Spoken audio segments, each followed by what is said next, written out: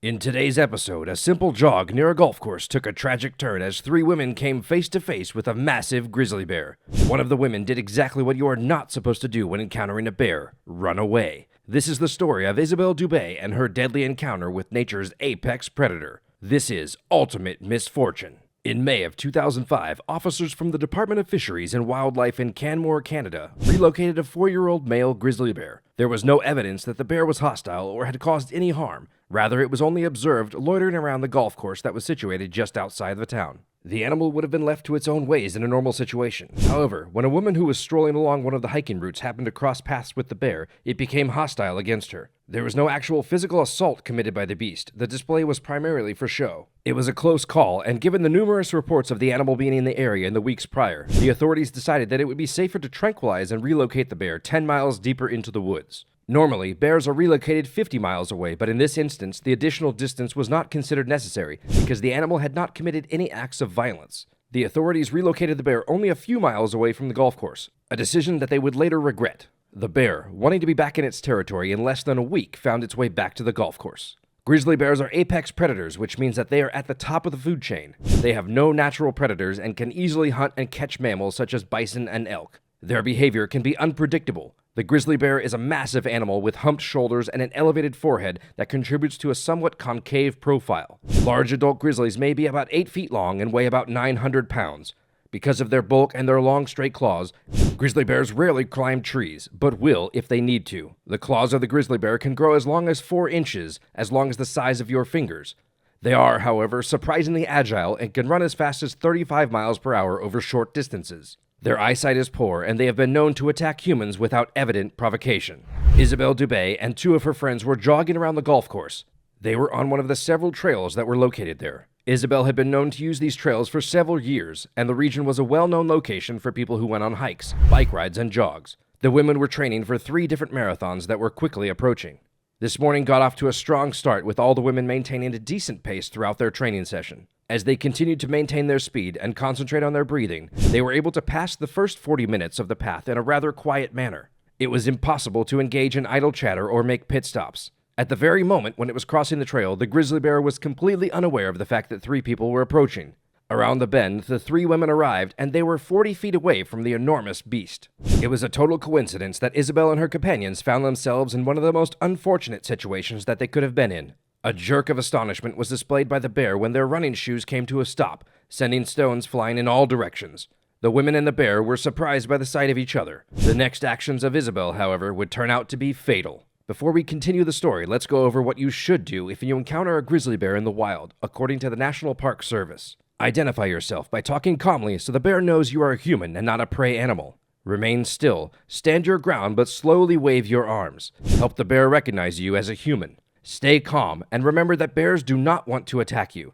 They usually just want to be left alone. Bears may bluff their way out of an encounter by charging and then turn away at the last second. Bears may also react defensively by woofing, yawning, salivating, growling, snapping their jaws, and laying their ears back. Continue to talk to the bear in low tones. This will help you stay calmer, and it won't be threatening to the bear. A scream or sudden movement may trigger an attack. Never imitate bear sounds or make a high-pitched squeal. Pick up small children immediately. Do not make any loud noises or screams. The bear may think it's the sound of a prey animal. Slowly wave your arms above your head. Tell the bear to back off. Do not run or make any sudden movements. Hike and travel in groups. Groups of people are usually noisier and smellier than a single person. Therefore, bears often become aware of groups of people at greater distances, and because of their cumulative size, groups are also intimidating to bears. Make yourselves look as large as possible. For example, move to higher ground, like a boulder. Do not allow the bear to access your food. Getting your food will only encourage the bear and make the problem worse for others. Do not drop your pack, as it can provide protection for your back and prevent a bear from accessing your food. If the bear is stationary, move away slowly and sideways. This allows you to keep an eye on the bear and avoid tripping. Moving sideways is also non-threatening to bears. Do not run. But if the bear follows, stop and hold your ground. Bears can run as fast as a racehorse, both uphill and down. Like dogs, they will chase fleeing animals. Do not climb a tree. Grizzly bears can climb trees. Leave the area or take a detour. If this is impossible, wait until the bear moves away. Always leave the bear in escape route. Be especially cautious if you see a female with cubs. Never place yourself between a mother and her cub, and never attempt to approach them.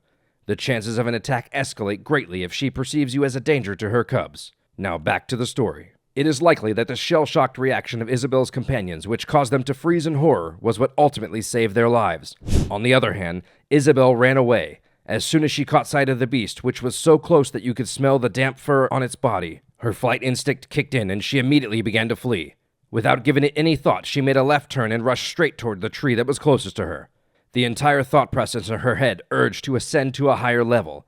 This swift motion was sufficient to jolt the bear out of its momentary state of shock. In a manner like Isabelle, instinct took over. In response to her running, the bear chased after her. Isabelle's only desire was to escape, and the animal desired nothing more than to eliminate the creature that had invaded its territory. Isabelle attempted to climb the tall pine tree that was adjacent to that route, but she had just managed to get off the ground when the bear caught up with her.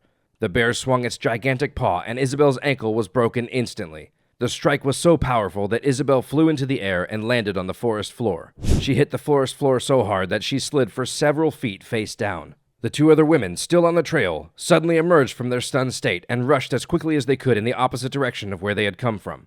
The two of them knew attempting to rescue Isabelle by themselves against a full-grown grizzly bear would be a death sentence for all three of them. They stood the best chance of escaping alive if they ran for aid while the bear pursued Isabelle. This was the only means by which they could escape alive. Isabelle was all alone and completely at the mercy of the ferocious animal. Lying on the forest floor, she attempted to get up, but her shattered ankle caused her to fall again. Then, suddenly, the beast was sitting on top of her. Its entire body weight slammed on her back, causing her to fall face first into the pile of dead leaves, and part of the earth was covering her. Isabelle's screams were muted by the leaves and mud as the beast went wild. Isabelle was forced to suffer through the agony of having her back torn apart by the claws of the slashing bear. She had no means to escape. The bear was pinning her down. It was impossible for her to defend herself or even try to escape. The bear opened its jaws around the back of her head and closed its mouth. After what must have been an unbelievably terrible struggle, the bear ended it by pulling her head back so far that it fractured her neck. The women who had fled in search of assistance were only a half-kilometer away from the clubhouse of the golf course when they informed one of the officers who was stationed there about their situation. However, by the time they arrived back at the location where the attack had taken place, the bear was already standing over the lifeless body of Isabelle Dubet, continuing to tear and rip at her lifeless remains. The bear was so preoccupied with Elizabeth's lifeless body that it failed to even register the presence of the officer who was approaching. A single shot was all that was required to bring the bear down, and it fell to the ground, right on top of Isabelle. It would take 4 men to move the carcass of the bear to free Isabelle from underneath it. Thank you for taking the time to watch our video. Don't forget to subscribe, like the video, share the channel, and click the bell to get notifications. Tell us about your thoughts in the comments below. Thank you for watching Ultimate Misfortune.